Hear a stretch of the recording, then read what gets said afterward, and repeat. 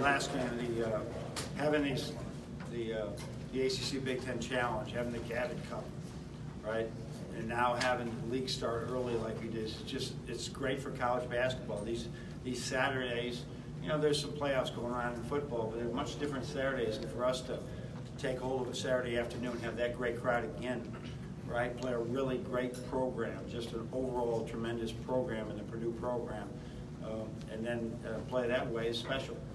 And I'm really proud of our kids, the way they're handling all this thing, and it's we're just going to keep it going, but the same way we've been doing it, just every day, just going to practice with great humility, with great work habits, work ethic, and get ready for our next game. We're going to have a tough Northwestern game on Tuesday in their new arena, or their newly done arena, I'm sure it's going to be a sellout crowd, and we just got to keep going day by day. But really, we're going to spend the rest of this day probably embracing the way we play. That's as good as we played. I guess Villanova would be a similar one. That's as good as we played all year. Ethan? John, how have you seen Jordan's shot selection improve just over the last year? He's understanding, you know, if over the year it'd be like drastically. I think I've shared with you his summer stats going into his freshman year was like 4 for 36. I mean, if you saw the rim, he shot it. And with defenders, with Charles Matthews guarding him, that's not going to happen. So gradually learn that less is more, and he can get better shots. And guys like that can get their own shot and they have a lot of confidence, got to realize I'll take less shots, but I'll score more points. And that usually is pretty motivating to people. Larry? Charles Matthews attempted to block that shot in the second half. They missed 2 free throws. To have him contest that, and is that one of your highlights of the day as you look back? Open the second half? I'm trying at the start of the second half. I'm trying to put that. Their big guy went up to make a dunk. Oh yeah. He went up. It looked like it was almost clean. Yeah, they caught us sleeping with a play that they ran, and he came in. No, that's where we challenged. I thought he had a great one of those we didn't get, but Jordan Poole had another one. We called it jump wall. It's the new rule with the arc that we straight up. You know, Jordan Poole would have, you know, he would have run right out of there last year. That he ran in there. We told the team it's going to be the jump wall Hall of Fame. How he went up perfectly with his palms in the air, but Charles got that it about him, that you're in for a fight when you're playing against him. Are you really actually typing while I'm talking like that? You are skilled. You are skilled. You're right with Orion. You're distracting me because I want to say, how does he know what I'm saying? Go ahead. Yes. John, how is starting and getting more playing time affected Jordan's rhythm as a shooter? Well, I think he's got to play through his mistakes, and I think as long as his numbers defensively right now are really good, as we chart contested shots and missed assignments, and so now I think that his relationship with me is I'm giving him a little bit more leash because I realize he's bought in on those other things. Last year, again, he was a typical freshman. Defense was not a priority, right? And now it's becoming a priority for him. So when he's more comfortable in who he is and what we appreciate in this game, we got to embrace what he can do. He can shoot the ball. Right in front of Chris. Carson Edwards got his 19, but 7 for 21. Were you pleased with the way you guys? Yeah, I've never seen that. 2 guys coming in averaging 4.4 threes a game.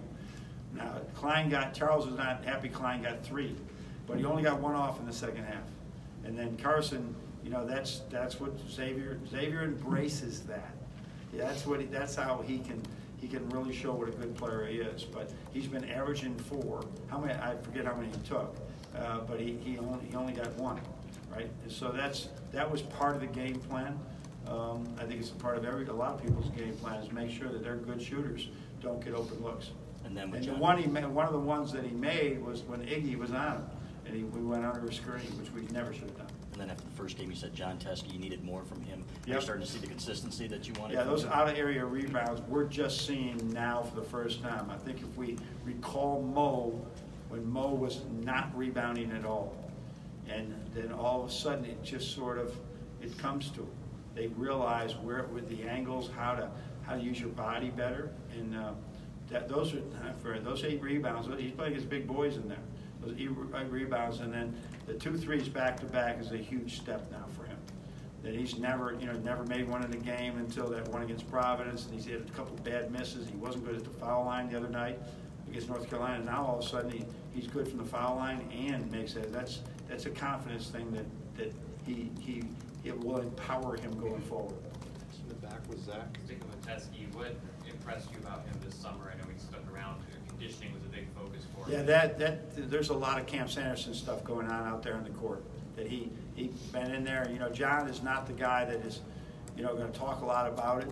But for him to spend, he loves Cleveland. He loves Ohio. He's listening to the Indians at night. He's big. He loves to be home. He's got a great family. For him to spend 16 straight weeks, with 8 of it voluntary, for him to come in and spend time with Coach Sanderson says a lot about who he is. And it's just starting to pay off. As he continues this growth, who knows what can happen for him. Jay? John, there were two notable stretches there in the game where you guys really couldn't find a shot on the offensive end, but your defense was stout enough that Purdue couldn't even get the single. When they got down to 12, we still didn't finish. Right. So, but how proud are you of the fact that in years past, when those would kind of fight your teams, that tonight it really wasn't an issue? Well, I am. I'm very proud of them because it's something that we're going to do no matter what the score is.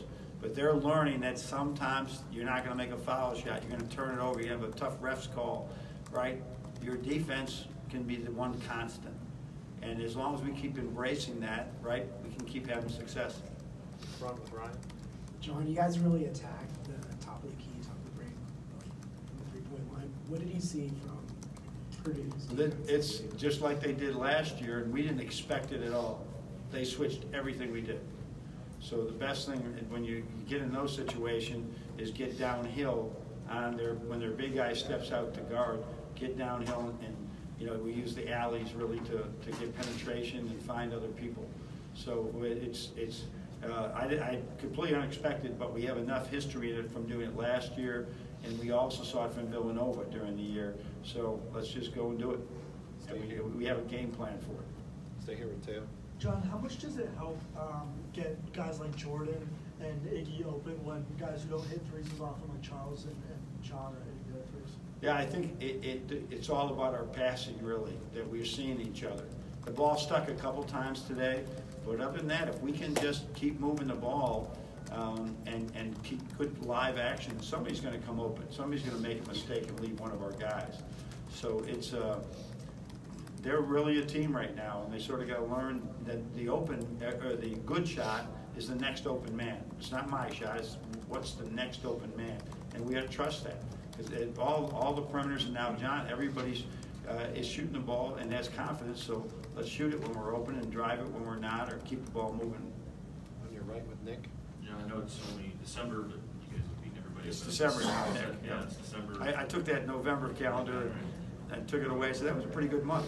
Yeah, I mean, you guys have beaten everybody by at least 17. It's early, I know, but are you having a hard time finding reasons to say, okay, this isn't good enough, or we need to do this? Yeah, absolutely. I mean, I'm finding things. No, I'm finding things. I'm as the same way I'd always be. What can we do better? What do we got to do better? And we'll have to practice just like that tomorrow and the next day. 3 games in 6 days. We're a little bit taxed, but we'll watch a lot of film.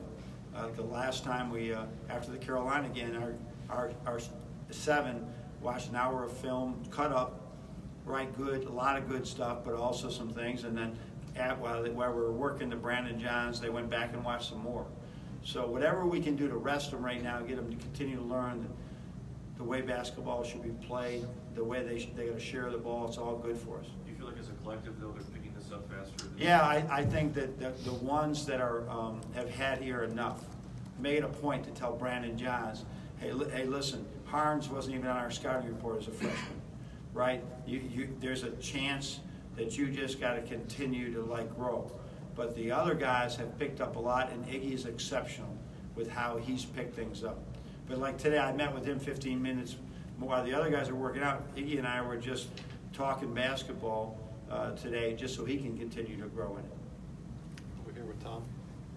John, Matt Painter was talking about, he thought your 7-man rotation was kind of somewhat of a sweet spot because everybody can stay in the rotation, get their 15 minutes. Yeah. Do you plan expanding that, or what's the objective on a long-term basis? Well, we'd love to get David and Brandon in particular. They're the ones that are showing things in practice ready for Big Ten play. For whatever, we need them in foul trouble. If we need them with, if there's ever an injury, because we've been blessed in that area. So that's the goal, to have them ready.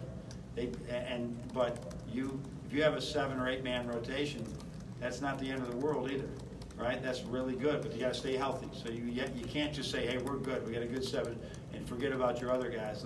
We got to work them so that they're really ready when that time comes. And a lot of teams are trying to still figure out what their rotation is. For whatever reasons, we've figured it out through all our practices, and we're going with it. We've got time for a few more. James? John, defending at 3-0 was part of the game plan. I guess, how well do you feel he was executed in there? Well, we missed some. Iggy went underneath the screen one time, and we lost Klein. Isaiah stood there and watched Klein. Wheeler, we didn't expect that out of him. Those were deep threes, and he got 2 there. And then it's really hard, as people find out with us, to defend a 5 who can shoot it. Right, so Evan knows that one. That sort of was the difference. Our thing was that Edwards and Klein were not making 8 today, right? And they made 4 total. So that sort of was our mindset going in. Andrew? Coach Painter said he feels like you guys can win in the 60s, win in the 90s. I think he said. I mean, do you feel this team can adapt to different styles and win? Well, that's the plan, but we have a long way to go in that. You know, we got to go on the road again Tuesday and play in a hostile environment. We got to win in the face of adversity. We got to win in the face of foul trouble, right? We got to win in the face where people just can't make a shot, and still find ways to win before you find out if we're really good. Jacob, you want to close this? Yeah. John, did you feel there was a turning point in the game today? No, I mean, I think one of the when they got it down to 12, if you remember a couple of years ago, it was the same game, and Derek Walton hit a circus shot. It was ready to go the other way. If they would have got lower than that, that would have been tough, because we were not able to score the ball. So I think probably getting those stops when they got it to 12, and then I think John hit the 3. We might have got a 2, and then John hit a 3. John made the 2 foul shots and then hit a 3. That probably was it, because 5 minutes ago, a 12-point lead against those guys is nothing. So I would say it would be that. Okay, Coach. All right, thanks, everyone. Thank you.